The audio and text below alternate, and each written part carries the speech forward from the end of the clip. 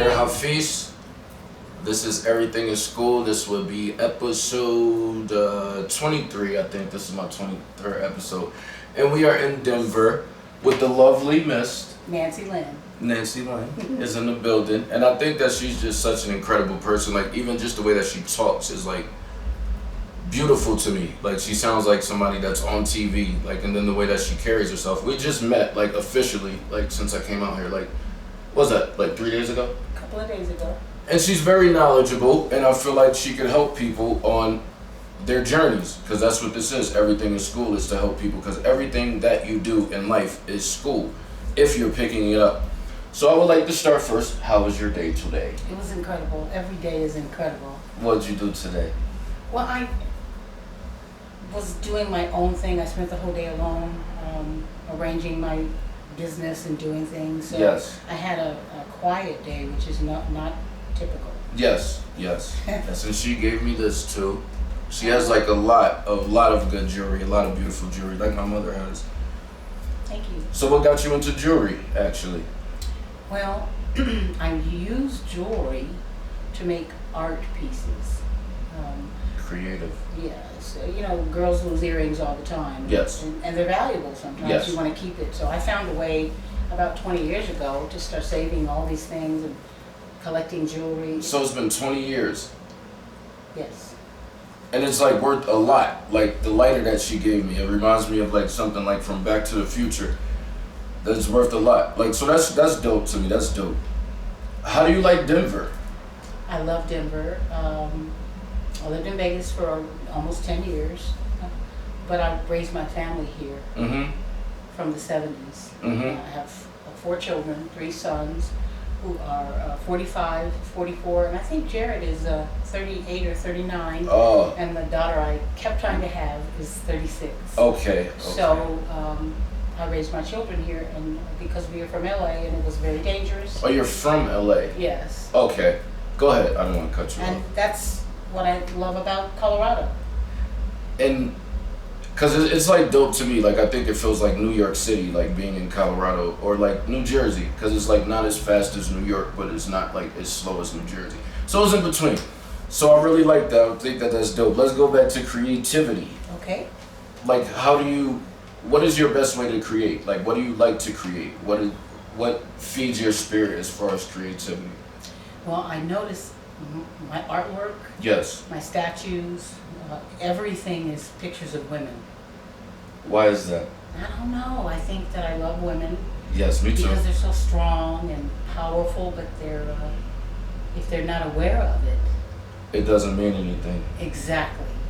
So it's just an empowering thing to make beautiful pieces of art out of jewelry. I wish I had at least one piece to show you.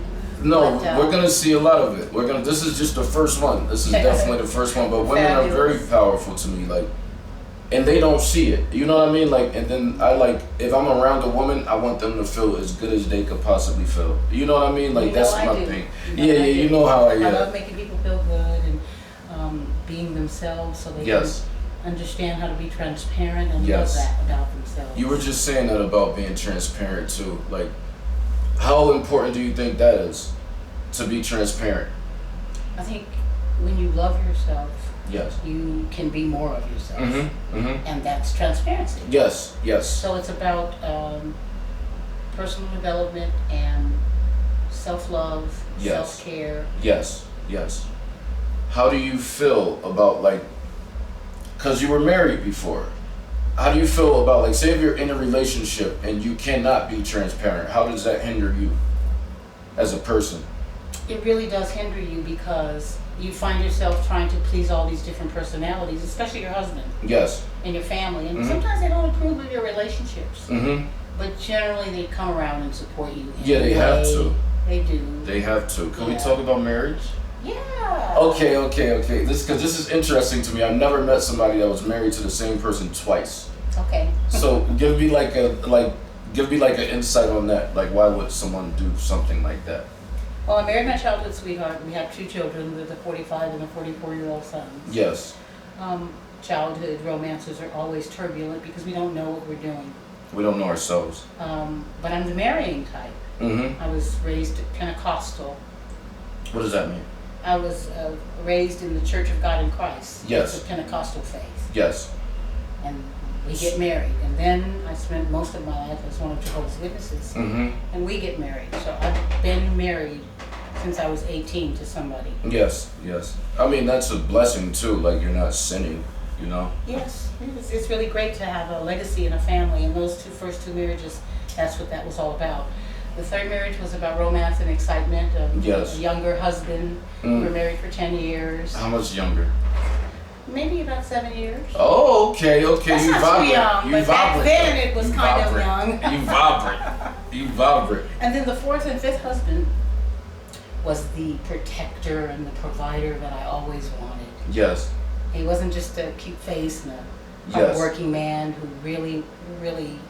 I evolved in my relationships as far as the husbands I chose and Yes.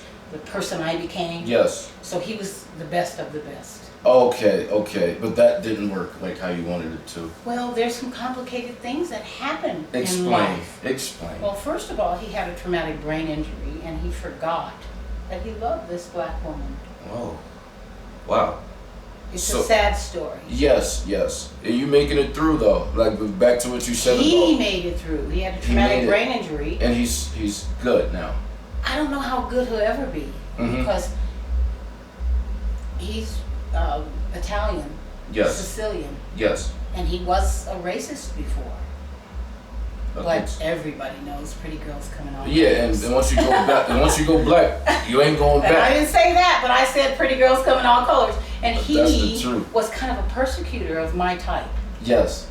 So when I finally got reinstated as one of Jehovah's Witnesses, and that's not my choice anymore, but back then, I found out my husband was a persecutor of these people in the past. So when I was back doing this door-to-door work, community work, and practicing that life, he was crying and begging me not to go and saying, I don't want people to treat you bad and stuff. And shit. So it was a healing experience. He was trying to stop you from living the Jehovah way. Because he used to persecute Jehovah's people. Yeah. So how did you manage that? Love works everything out. It does. It was a healing thing for him to see that black people are good. Yes. God's people of all kinds and different organizations are good people.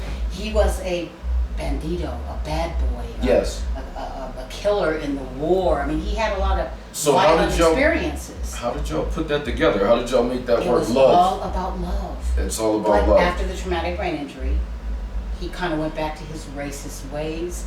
And I don't know that person. I don't even think he knew that person. And it was very sad how our relationship ended. But we were amazing together. Yes. We became millionaires together. We married twice. Yes. His birthday is January 2nd. 7 days later, on the 9th, we got married. Yes. And 7 days later, on the 16th of January, was my birthday. We did that twice.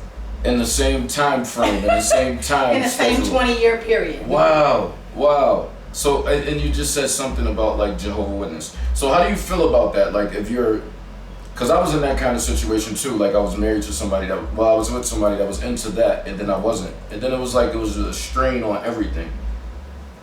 So how do you feel about that now, today? Like, as far as like those different kind of religions? Because I'm not religious at all. I'm spiritual. Like, okay. I know relate it's, to that? yeah, I know what's in the Bible without reading it. You know what I mean? Like, I do. It's a natural, inherent thing to be connected to your Creator and His righteous laws. Yes. And to know inherently what to do and what not to do. Yes. So you're definitely on point being a spiritual person. I'm trying. Every day I'm trying to get better as a person. Like, how do you feel about, like, not to bash your religion or anything? Like, why did you not think that that was the right idea?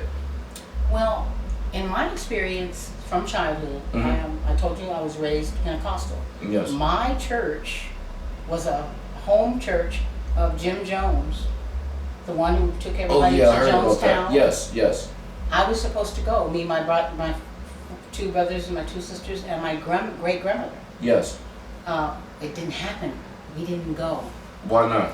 She was like, these aren't my kids, and I can't be taking these kids to no foreign country, and Lord Jesus, have mercy, all that.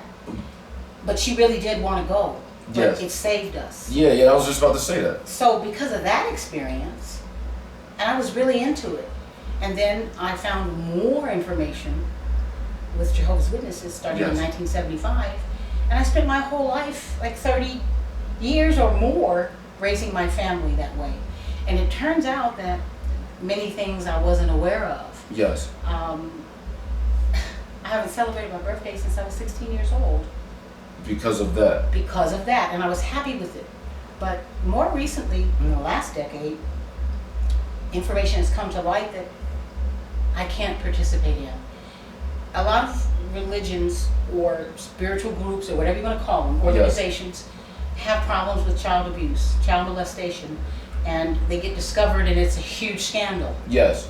I really believe that the organization I was with protected the women and children, and I find out that these kinds of things are going on and they're possibly being indicted for this kind of stuff and hiding the information that was reported to them. If you're in a position of authority as a teacher or a leader or a mentor, you are required by law to report these sexual crimes against children if you find out about it.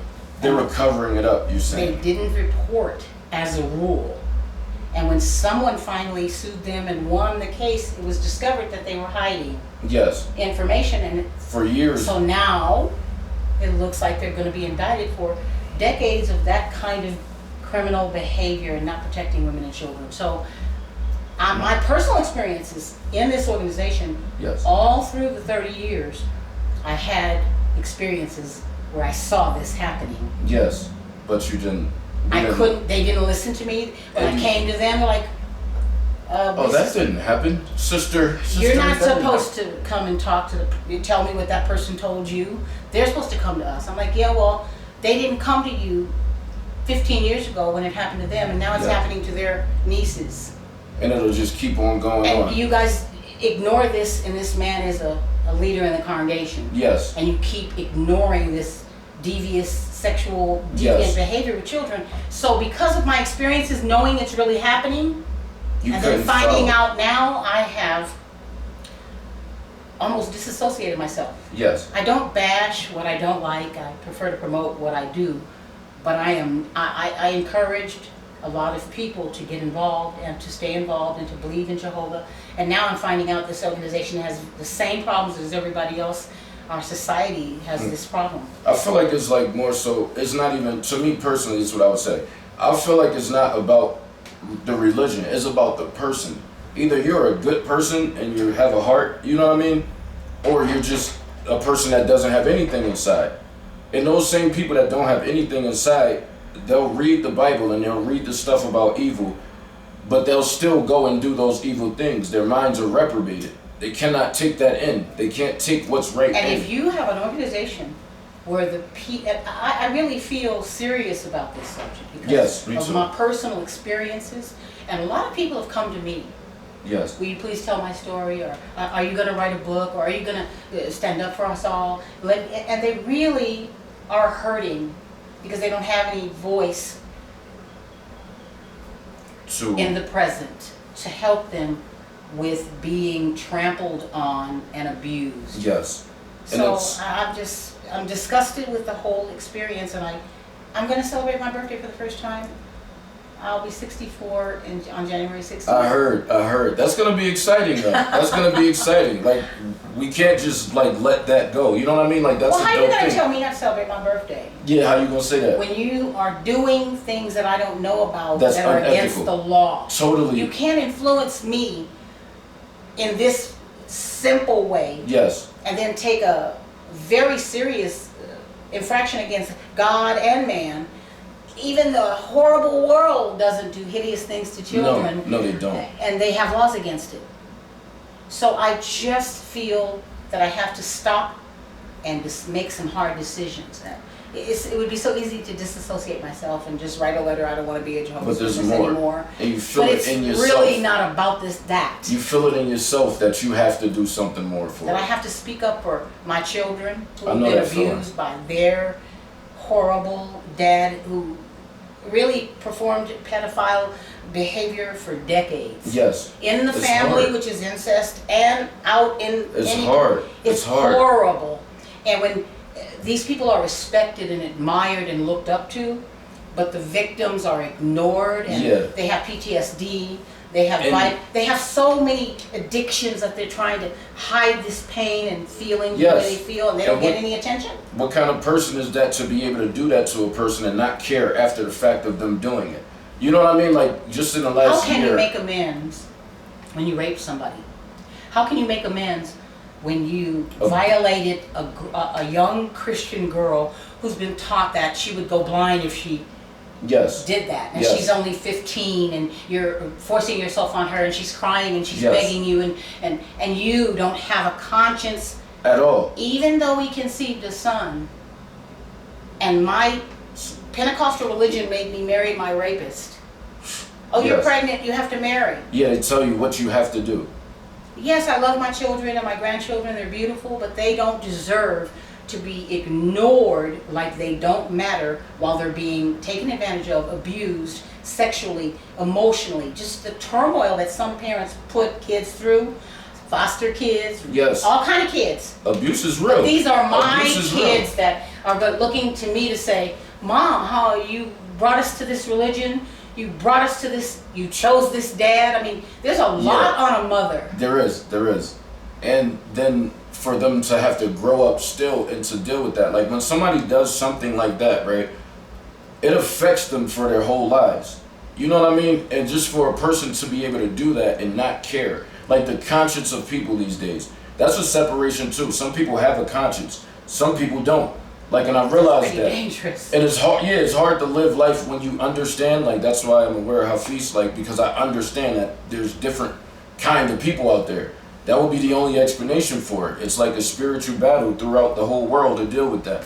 I didn't even mean to get like this deep, but yeah, it's like a spiritual battle. You know, this is a very serious subject, and a lot of victims are too emotional to talk about it, to get the help they need. Yes. To get the psychotherapy, the counseling, you know, to just get it out. Yeah. Because they don't feel they can talk to somebody without judgment and like you're making this up, or this is outlandish, because the stuff is outlandish that you end up telling people. They're like, oh my God, it's crazy, and they don't know what to do about it. They can't help you. No, they don't want to get involved. And so I didn't expect the governing body of Jehovah's Witnesses or the elders in congregations across the world to ignore the needs of women and children on this serious level. But they did, to protect somebody. But it certainly seems that they consistently did.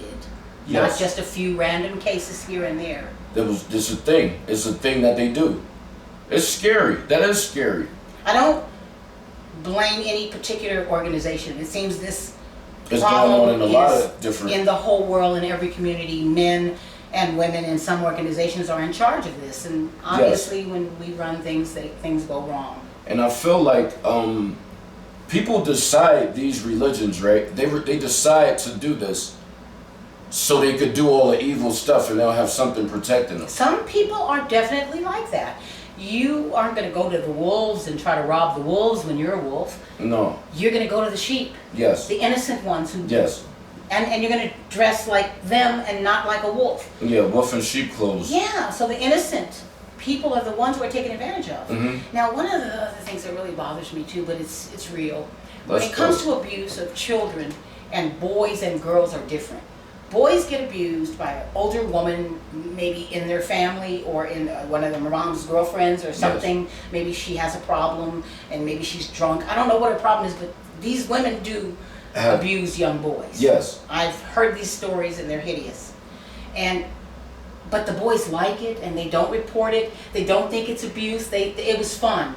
Yeah, but it was still abuse. It was still somebody taking advantage of them. Some of them turned out to be criminals and pimps. And we know why. We know why. We know why. But it doesn't seem to be abuse, and the man won't call it abuse. When it is. But all the women, from childhood to puberty, all the way up until my age, 60, they are always going to feel that they were abused. And they feel because that. They were sexually taken advantage of. But a boy is going to say that was fun. Yeah, it was fun. That's probably easier to molest boys than girls. Because they're not going to say nothing. Because they're not going to say anything. They're not going anything. to say anything. They're not going to say anything. That's why it's not, when I say molesting kids, I mean children. Because it's not just girls. And it's not, and the abuse could travel for ranges, because it's like some people as adults get abused and then they're scared to say something because nobody understands it. Like that's But why. why do some people who get abused as children by adults become abusers of other children and create an incestual experience? Yeah, it's like a control. And why do other children who are abused never hurt anybody? Never violate another person. That's deep. That's deep. And that's like I would say from my perspective, like in my life, like I've dealt with all of the bad stuff growing up. You know what I mean? But some people would have dealt with what I dealt with and they would have not been able to like carry on. And then those are the people that go and do bad stuff to other people. Like even in like the last 2 or 3 years, like a lot of bad stuff has been happening to me. But I had the best year of my life, 2021, the best year of my life. Wow. Isn't it funny how at the same time you're achieving your greatest you're goals, still dealing with the nonsense. You're still dealing with the nonsense that never goes away. Because evil is weak though. And that's what I realized too. Evil is weak. So we could like that's why I have a YouTube channel also for narcissistic abuse. And I like tell people like free of charge.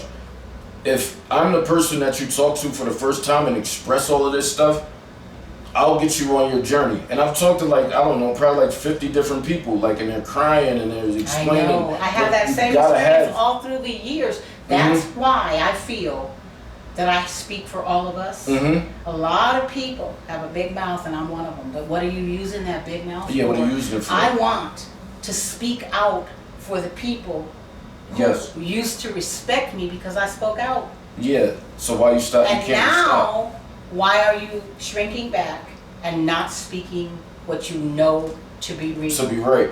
I have got to also get my reputation back with the people I love. Yeah. My sons, all 3 of them. And they love me anyway, but I want them to respect and admire me, not just love me. Yes. And my daughter, she never became a Jehovah's Witness. She's a good person anyway. It wasn't in her. She's a good person. And that was one of the reasons I knew. She's as good, if not better, than the ones who did become Jehovah's Witnesses. Yeah. And she didn't. So that was another thing. She's raised by me. I'm her example. And she learned a lot of good things and some bad things too. What's your reason for her not being one? What would you think? Like she really never told me, except I never saw myself being a witness. And there was only one person that I met who was a witness that I admired enough to say, yeah, I could be a witness. Yeah. One person, she's 36 now. Yeah. So I respect her decisions, but it's hard to respect my decisions. I brought my family into a cult. And I allowed a family who was involved in that organization to turn my family out, at least my older 2 boys. They're strong, they're smart, they're self-sufficient, they're loving, they're good fathers, but I think I've lost their respect because in the end, it's like giving this snake religion to your babies, your children. to your babies. I taught them from infancy to do that, and that has to be like a hard blow to swallow. It really is, because they depend on me to do the right thing, and I wasn't doing it because of. Your intentions were well though. Intentions are wonderful. As long but as if you're brainwashed good. and you keep doing the same thing because I've been brainwashed since I was a Pentecostal church girl. Yes. And then I went straight to the Jehovah's Witnesses and stayed in there for 30 or more years. Yes.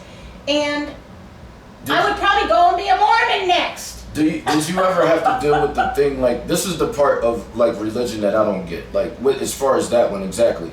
Did you ever have to deal with like, all right, somebody got disfellowshipped, right? You know about that. Yeah, so you can't even talk to them no more. Like, and then I would think that about my children, like, okay, if I was in this and my child got disfellowshipped, they lose all of their friends. They lose everybody that was like pretending to, well, if they loved them or whatever, if they loved them, you loved them or you if you shouldn't didn't. be able. You can't talk to them. Yeah, you shouldn't be able to do that. Yeah. And that's not something that God does, just pull it away. The shunning is a way of life in religion. The shunning is a way of life in slavery. Yes. The shunning, I don't want to keep going because it's everybody shuns. Yes. But Jehovah's Witnesses are the best at it. Yeah. Yes. And it is very odd for shunning and love to go down the same It can't. track It together. cannot coexist There's together. no way. There's no, and that's what I be thinking, and that's probably why I'm not a religious person. Because every religion, after I looked into it for a little bit, is like, okay, this does not make sense to me. Like, how could you be just so much friends with somebody all over each other's house? The kids are like getting to know each other, and then if you do something bad, that just cuts out. That's not how the world should work, to me personally. I remember when I got reinstated. There's so much I want to talk to you about. And basically, after 12 months of being reinstated, I still had no association with anybody except for Christian meetings, which you're really engaged in that personally. Yes.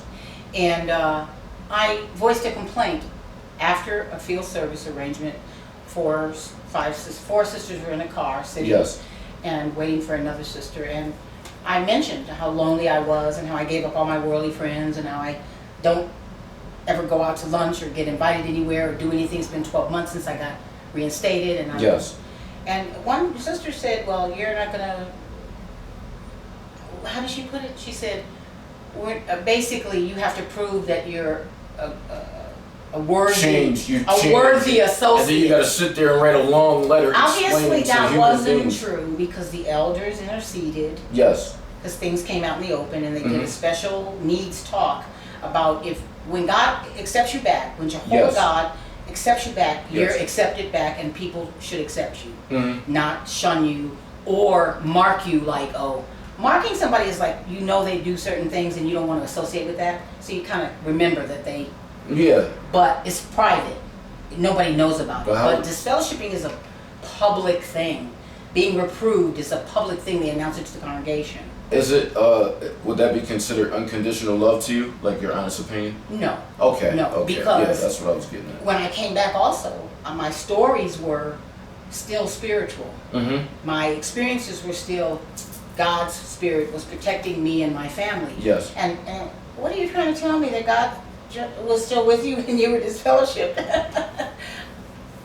Yeah. Instead of being like intrigued, like, wow, Jehovah's so kind and Forgiving. And forgiving, that he knows your heart, and so he protected you because he knew you were a good person. No, not that. No. What do you think? What are you trying to say? God Yeah, God was with you. You were disfellowshipped. What, That's I just it was nasty. something else, like, because you're like such a deep individual, and I didn't want to, it would like be a disservice to you if I didn't ask you these other questions. Okay, right? go ahead. Let's make it short and sweet, because I love to talk and that I see. gets No, we all hot. good. I like to listen. That's my thing. That's why Very I'm able nice. to. Yeah, that's why I'm able That's to why do you this. do these interviews. Yeah, because it don't take no like science to it. People don't understand that. It's just me being able to listen to somebody, and I don't have to write nothing down. I could go off of what they just We said. didn't have a plan for any of this. No, We could have talked no. about any subject, That's it. and this is how it worked out. And that's how it works out. Like, God blessed me with that, being able to listen to somebody and being able to really actually talk to them. You know what I mean? I wanted to like touch on the subject, like when you were like, you didn't want to be around civilization. You know what I mean? Like when you were like, okay, I'm just gonna like fall back and go chill in the woods, and Well, break that down for us. you're probably talking about when I bought an RV The and RV. drove away for a year to change my life. Yes. I have been basically a servant of people. Yes. I was raised by my great-grandmother and her 4 great-grandchildren. I didn't know I had a white daddy, but Mhm. they didn't like white people. And that's kind of a sad story. We It's already know, I crazy don't how have to that tell works. it. But basically, I kind of lost my thought. So if you can help me get back to that. It's exactly 'Cause I what totally we were got saying, like the emotional about my RV grandmother. and no. Oh, no. yes. The RV Okay. and when you did that. The reason I did that is I really wanted to change what kind of grandmother I was. Yes. I saw in history, in our family, in our community, that grandmothers and aunties and sisters were raising the children, Yes. and I didn't want that. So I was able to stay married and have a man to raise my boys to really be men, because I don't think Yes. women can do that. Yes. That's the other reason I stayed married, is for my son. Yes. Okay? But basically, How do you feel about that? Before we keep going. what? How do you feel about that? Staying in a relationship for the children, and then we'll just Unless keep you, going. if you're violent, if you hate each other, and if you're teaching your kids to be violent and hate each other, you don't need to stay together. Mm-mm. But there's no, in the Bible, Mm-hmm. And in the scriptures, basically, there's no out for marriage because of everyday reasons. And I don't There understand has that. to be, well, because marriage is the whole Sacred. legacy of It this is. world and of society. It and is. Everything is made of families. I understand What if you're being the need to abused? keep it. What if you're in an Obviously, abusive you have to relationship? make decisions. I don't If feel like you can't stand the abuse. Yeah. Some people stay in it for that and deal with that. deal with the abuse because they don't want to break their families up Oh no. and they don't care what they have to go through. The kids aren't getting you at 100% though if you're with somebody that you have But to what work on. is 100% of nothing when you're not with your parents? I'm not saying I agree with any of this. It's very complicated. I Yes, just it know is. that people have very valid reasons for keeping their families together. Yes, they do. I may as well have stayed with the first husband Yes. and made it work. Yeah, I've been you married could. to 4 other dudes. Yeah, you could have. Now, people will tell you who know me and him, that probably wouldn't have worked. Because that behavior that he was living, that lifestyle of incest And all of that, pedophile it just and all wasn't that something old that womanizing outlandish numbers of women It was- that you slept with. it was draining your energy at the same time. I don't want to. Why would somebody like me who sleeps with only my husband marry somebody who sleeps with and everybody? into that. No. That's just not fair to my body And you being and my a soul, woman. my mind. It's not right. Because people don't empower women enough, to be honest. Like, and I don't think they do. Like, the strong black woman is like the strongest I don't thing think they ever. empower women in general. No, they don't. They seem to They help a feel little bit that more of a we are certain race. second-class citizens designed to support whatever they're doing. Mhm. And if that's not where we fit in, Mhm. we're a feminist or Yeah, we yeah. got an attitude and all Yes. of this. Like, the strongest people I know are women, and it's crazy. Like, my daughter's mother, she has, well, she's my best friend anyway. We have a 15-year-old together, and she Wow. deals with a lot, like, because her children have special needs. And I'll be just looking at her like, how does she even do this? But she's like the strongest person. And then my mother, she raised 5 kids by herself. So it was like, I just be thinking like, yo, like, we don't treat women how they should be treated 100%. Like, I think most cultures would definitely say that, but I've seen people who treat their families, their women, their grandmothers, Mhm. exceptional. yes, It's not as rare as I feel you like- think when you're not in that situation yourself. I gotta get better though at that also. I All don't of want us to, I can improve lost, on I that. lost. We gotta get back to the RV and how you felt at that time. Well, I was basically trying to change my grandmotherhood future. Break I didn't the want cycle. to break the cycle. I didn't want to babysit and while they explored the music business and went everywhere. Yes. They didn't go to jail. They didn't get involved with drugs. They Yes. 3 black men came up strong and fine, Mhm. and I wanted them to take care of their own children. I was like, Yes. you were always with me. Yes. Your kids are always going to be with you. Yeah, you and I gave- kept having to remind them. And at first they were like, oh, come on, Mom, you know you're not going to do that. Oh, Mom, you're going to babysit, okay? You're definitely going to babysit. Blah, blah, blah. Yes. But as time went on, I think they realized she really doesn't want to be a regular grandmother. And I chose, it's not an easy choice. I have 7 beautiful grandchildren. Yes. But now nobody can see their grandkids. So it doesn't make me feel any better, but I changed the cycle of black men in our family abandoning Growing up, them and not supporting the family. My sons all have been married to their children's mothers. Yes. My sons are taking care of their families. They're with them, and even if they're not with them, they're not behind on child support. Yeah. Yeah. It's a whole experience to have 3 amazing black men It is, and that's who a you blessing. can respect Yes. despite their issues and their problems and Because whatever we they all go have through. issues. They are honorable black men, I consider myself and to be very that's honorable also, why and that's I what, went in the RV. so it helped at the end of the day. And you're definitely an honorable black man. Thank you. I try so You're much. a good listener.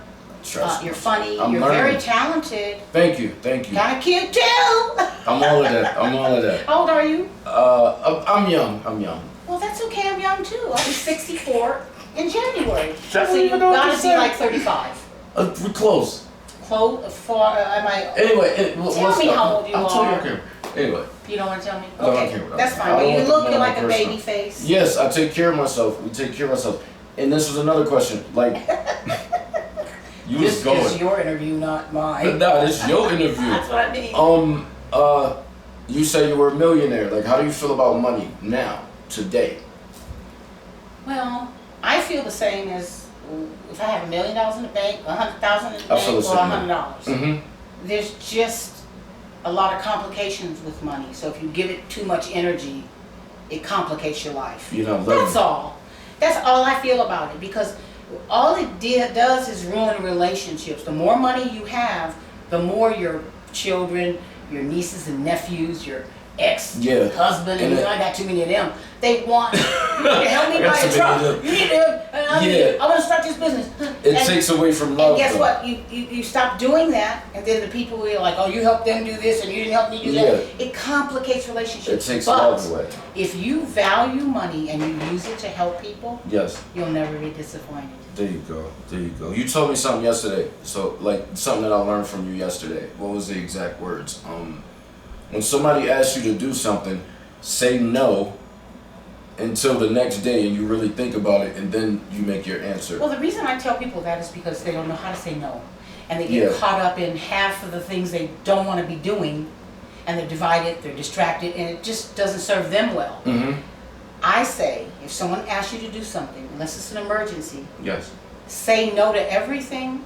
And if you change your mind, you can call them back in the morning. Yeah, and they'll respect you more. A lot of times when you call them back in the morning and say yes, they say, oh, I already worked it out. Thanks, homeboy. You know what I'm saying? And you enable them if you just keep telling them You know what I mean? I'm in a person. Sometimes that can happen. Yeah, like I'm in a place in my life where I don't have many friends because people was just draining me. Now that I can understand what was going on, like, it's always something that somebody wants from you for them to be around you. You know what I mean? If you don't have that, all of us have came up in that same mentality. Well, what's in it for me? Unless you focus on giving what you do best. Mm-hmm. I'm a gardener. I love that, sharing it with people. Mm-hmm. I'm a cook. I love cooking. People love my cooking. I share recipes. I give the best of myself. So I don't really ever worry about a whole lot of stuff that's happening. Because I know I'm giving my all. Even if it's not good enough for some other people, as long as I know I'm doing that. All. Like one of my friends, he was in like some situation with his ex-girl or whatever. And I'm like, as long as your intentions were good, it don't even matter. Like, or you can sit there and be bitter about something, but you'd be like, all right, why did I do this? Why did I do that? Why did I do this for this person? Why did I do that? But if you be like, all right, well, my intentions were good, and I don't have no bad karma from it, it's cool. That's just who that person is. And then people just grow apart too. People are really like stuck on the outcome of things way before it ever happens. There you go. And that energy can be used in the present to create what you need now instead of what you think you want later. So I think that being now and dealing with what's important now is always important. Because you'll be distracted all the time. Because there's so much going on. There's so much going on, especially with the internet these days. Like, you'll just jump from one thing to another, to another, to another. I just try to, like, and you can never give something your all. What kind of... Grandmother taught me something immensely valuable in my life, and I had to hear it all the time, and it really is me. Be the labor, great or small. Do it well or not at all. Now, lazy people are like, good, I ain't got to do nothing. Say it again, a little bit slower. Be the labor, great or small. Do it well or not at all. So that means give your all to everything. And if you can't give your all, don't bother with it. Even do it at all. And that goes back to the principle of saying no. A lot of times, just because somebody's calling you at this time with their big old fancy stories, that don't mean the time is right for you to make a decision. It's not. That's why you have to say no, because it's about you, not them. Not them. You might have to pray. You might have to sleep on it. You might have to ask your wife. You gotta figure something out. Not to just answer it. You can't just be off the cuff. You ain't Jesus. You can't do that. And I noticed that too. Like with me, like, and I used to just make somebody ask me to do something. Okay, all right. But the devil moves in haste. You know what I mean? I don't want to move in haste. I'm gonna take my time and answer a question, and then that's it. And if you don't like it, you don't gotta do it. That's rich, because a lot of the decisions I've made in my life were good because I waited. I got more information. I had more support. I saw what was really happening and didn't get involved at all. Whereas if I had hastily decided because a person is like, I got to do this now, and we got to do this now, and I got to get this done, and we got to have that, and you jump on their time and then schedule. you on their time at that and you point. find out that wasn't even really for me. I was just trying to help my Please somebody. friend. You're trying to please somebody. And that'd be the thing with me too. Like, I can't make hasty decisions because once I say I'm gonna do something, I have to do it. Well, that's an important thing. That is very good. To always vow. To always pay when you vow, or just don't vow at all. Don't. That's why I say no. And then once you think about it, you can call them in the Then morning. you say Everything yes. goes back to that. And you can always say yes every time you I'm say using no. that. That's something that I learned in life. I'm using that. You won't be stressed out. Like, that's probably like one of the main reasons why I came to Denver, for you to tell me that. Because that's gonna save me a lot of time and stuff. Well, I have been doing that since I was 40. What would be? I'm sorry. That's okay. What would be your if you could tell the 20-year-old you, what would you say? Because I like to end them off like that. Well, I like to talk to older people. It's just something about them, I think, because I was raised by a woman born in 1904. Yes. And I always ask older people questions. Usually just one or two, because they really don't want to talk. Yeah. And I asked this lady, could she tell me that would really make a difference in my life? Yes. Not just me, but people in general. And I'll do that. She said, when I see older people. she was a comedian at the 21st Century Fox lot. First she had like a food truck because she was married to the guy who owned it. Then she became a comedian. Her name is Nina. I can't think of her last name now, but she said this is what I would say to anybody who really wants to be in control of their life. Yes. Whenever you're planning something, whenever you're doing something, whenever you a business plan, a relationship experience, or whatever, she said, don't tell people what you're doing until after you've done it. Because everybody has energy.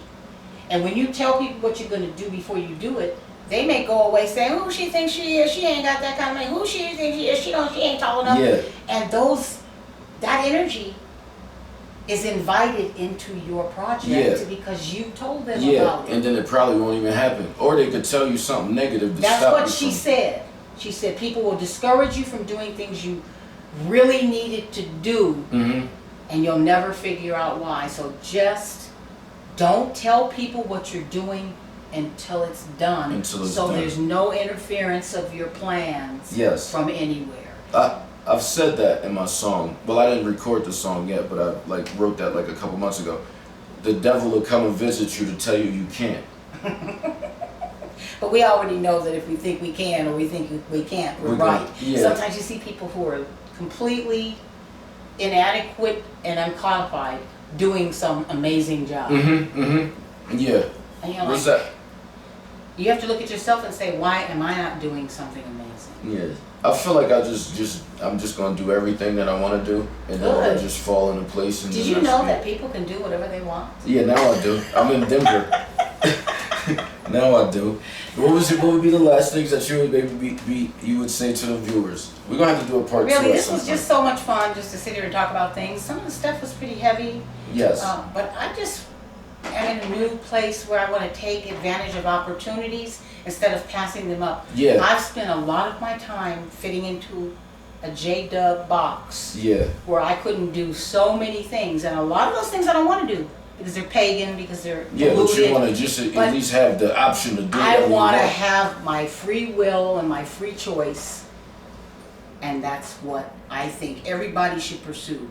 Is whatever it is they love and whatever it is important to them, don't wait. Do it now. Don't wait. And that would be her advice. What is your last closing statement to the people? Drink drink 8 glasses of water a day, and 10 if you ugly. Do that. Stay hydrated. That's it for episode 23, and this was super dope. And then everything works out how it's supposed to work out, and this is episode 23, and it's super dope. Stay well, be safe, pray for the lost souls. Peace out. Yay! That was